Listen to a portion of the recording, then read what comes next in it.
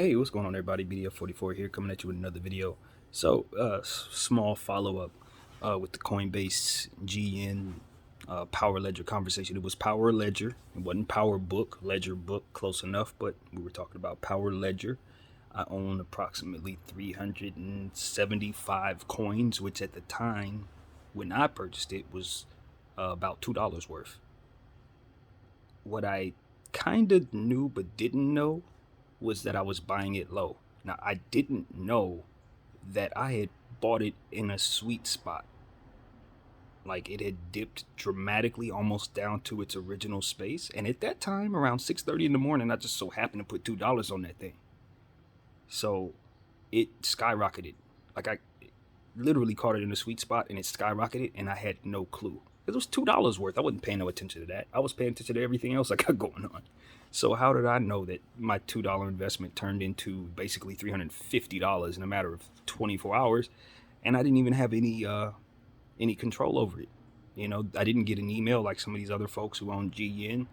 I didn't get no heads up saying nothing. What I did notice though is that they do have the $2 worked into my overall equation right now. As my money fluctuate, this $2 missing, or rather added to the overall balance. So they are accounting for the money that I invested, but not for what it ballooned to be when they had whatever happened take place, which was $195, which it shows on my account right now, where it says Power Ledger and my, in my portfolio, you could see that it says this is the amount, $195 Power Ledger, 350, whatever it is. And I checked Power Ledger on crypto.com and saw where it's at right now, and it had gone up significantly since then. It has gone down the last couple hours, but I'm pretty sure it's about to shoot back up some more. So no telling how much my asset is actually going to be worth when all of this is, finalized. Now, mind you, I'm not tripping. It's $2 out of my pocket, but what I am concerned about is how best to view these brokers going forward. See, I'm new at this.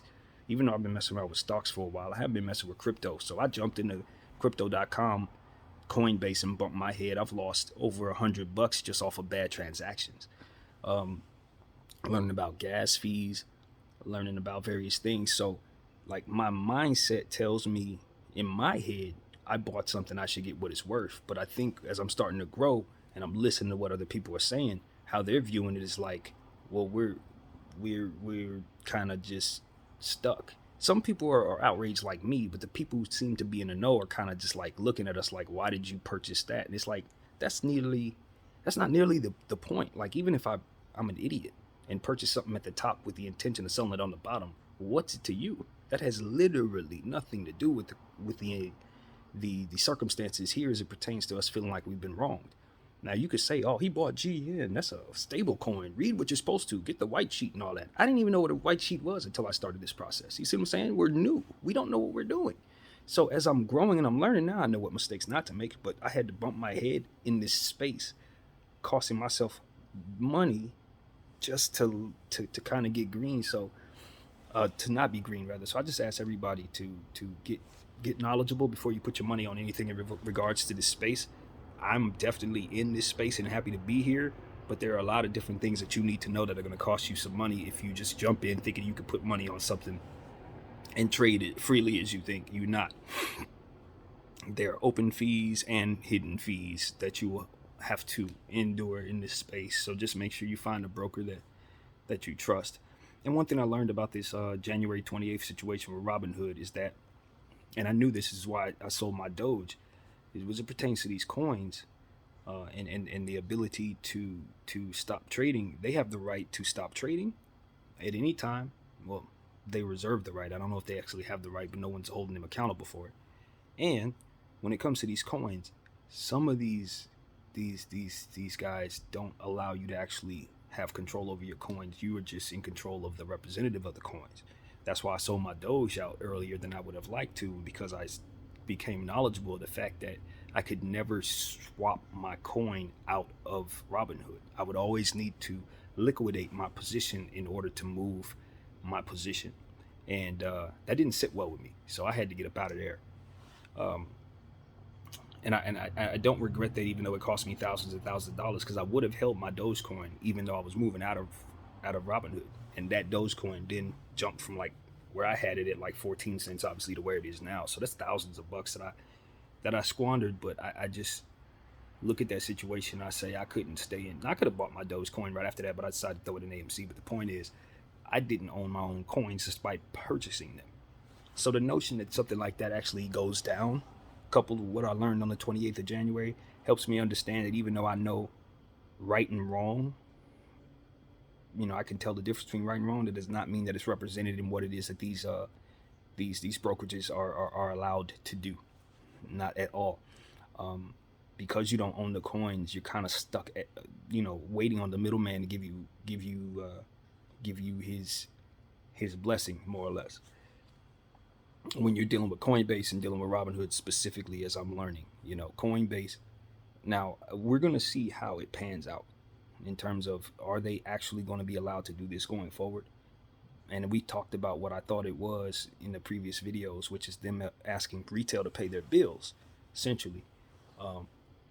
But what it really comes down to is when you sign it, when you log on and you connect with these type of brokers, there are going to be situations until regulations fall in place to kind of get these guys in order. There are going to be situations like this where they're going to literally rob you of your money. And I guess the agreement is, once you sign up with them, this is what the ecosystem that you're walking into. This is the environment you're walking into. So be prepared for it. They can stop trading and halt trading at any moment. They can take your assets, freeze them at any moment without any follow up, because it's been over 24 hours since our assets have been seized.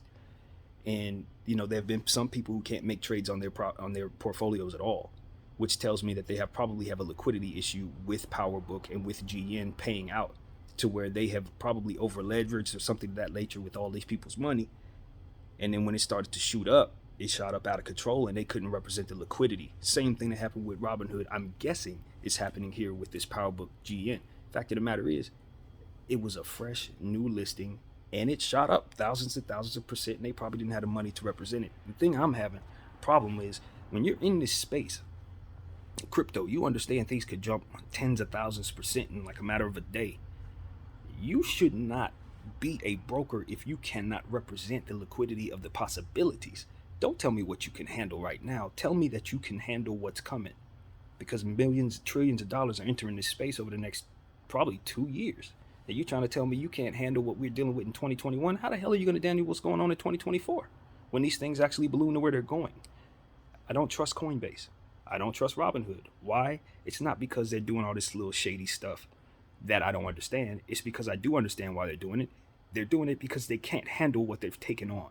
That's why they're doing it. We're getting screwed because they can't pay their bills. That's why this is happening.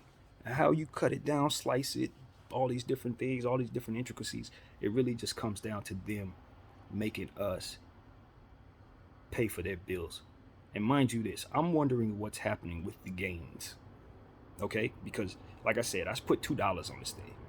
It's ballooned to $300, and now it's going back down to $200. And it may, by the time I get a hold of it 10, 12 years from now, when they finally come back around after the lawsuits and everything, it is panning itself out. When I finally do get a hold of my asset, no telling what it's going to be worth. You see what I'm saying? But the point is, me personally, that $300, I could use that money. You see what I'm saying? In my personal life. And I know people who've probably invested $20. No, you see what that would be worth now. Hundreds of dollars, thousands of dollars. You see what that would be worth now. All I'm saying is, I don't know how they're going to have a solution for this issue.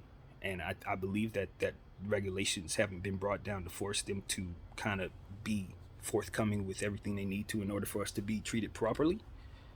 And I think it's gonna cost them ultimately big time. I don't, being that this is the crypto space, they're probably not going out of business like I predicted in my previous video. That was a little much, but what I can say is they're gonna have a lot of people messing with the competitors over them. In a situation like this is getting high profile. There's a lot of high profile energy here with this GN situation, because a lot of people jumped in like myself and made a fortune for themselves. The problem was, GM was a stable coin, and they could justify that it needed to be corrected, and various things. But when it comes to this Power Ledger, as far as I've been reading about Power Ledger, I don't know it to be a stable coin of any kind. This is supposed to be a regular traded coin, and it's, you know what I mean. It's exactly what I own. So I don't know. We'll see, man. You put $2 on something, it balloons, and then suddenly someone says, no, now it's too expensive. You start thinking, like, are people trying to keep me from getting money? You know, it's a lot of different things that goes through your head, you know. When you know that they are connected to you, they know who you are, they know where you are, they know what you're about, they can look into your background, they can tell you all different things. And I just wonder if some of us who are getting these opportunities are not supposed to be getting in on these opportunities. Do you understand what I'm saying? Like, they're looking around and saying, yo, if whoever they are, you know, talk about inflation and different things, if too much money goes into the wrong people's hands, certain things transpire. I think they think like that, and I think they would try very hard to try to limit our opportunities in this space.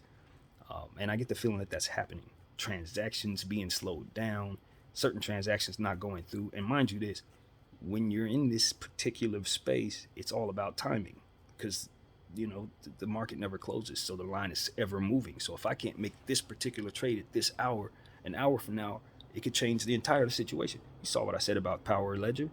I bought it at 6:30 in the morning. Had I bought it at 8:30 in the morning, totally different price. You see what I'm saying? So that things happen when they need to, right on time, is the moral of the story. It tells the difference between how much profit you make and how much money you lose.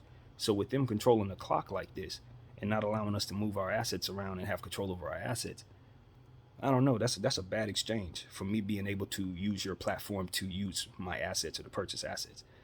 To forego the ability to use those assets and trade those assets at all time. That's not an even trade, and that's not a trade I would agree to. So, you know, I feel duped.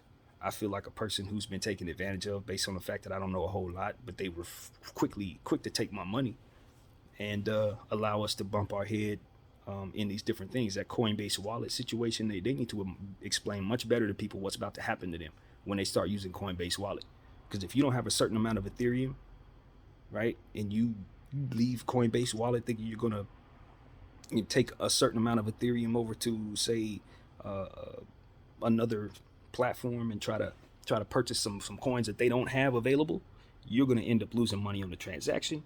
Then you're gonna get over there and find out you don't have enough Ethereum to pay for the gas fees, which is gonna probably be over $150 off rip. And then to try to flip your money back to Coinbase after you've tossed it over to this new place, it's gonna cost you probably another set of coins to make that transaction. You know what I mean? So for me, I wanted to move $100 from Coinbase to another spot, some swap something to get some rare coin or whatever that had just popped up. And when I got there, it didn't have my Ethereum and all that. So I tried to put my money back in the Coinbase. You know, that cost me $40 in total. $40 just because I didn't have the information necessary to let me know that I didn't have what I needed upon leaving their website and their brokerage. So understand what you're getting into. Understand these people are going to continue to take advantage of you. You know, it's like they see kids with candy, you know, and they take it from them. It's easy because we don't know what we're doing. And their regulations and all that are not in place because, quite frankly, those who are in charge of holding them accountable have no idea what questions to even ask. So they're getting away with a lot. And millions and millions of dollars are getting into their hands nefariously, billions even. And this is why I make videos like this, because it needs to be documented by regular people like myself. You know, however it's going down, they're making money off of our ignorance, and they're making money off of the ability to maneuver the wrong way while nobody's looking, basically. So, yeah, that's what's happening. I want my money. I'm pretty sure everybody else does, and I'm very happy to be a part of this, so I could document it and have a voice here. Like I said, I don't know what I'm doing. I do not have any financial advice. I don't even necessarily know what my rights are, and I'm learning that because of how things are going, I probably don't have any. You know what I mean? There aren't any laws in place to protect people like myself who are owed probably $300 for a $2 investment. So what are you gonna do, man? Just go wait for this thing to play out. Let them tell us their lies about how they had a technical issue or something. But at the end of the day, Coinbase is definitely something that's now on my radar.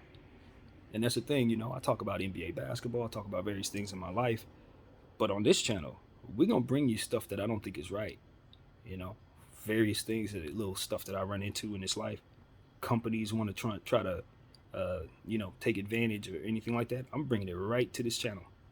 Whatever happens in this life. So it is what it is, man. Y'all know BDF 44. Thank you guys for watching. I'm out.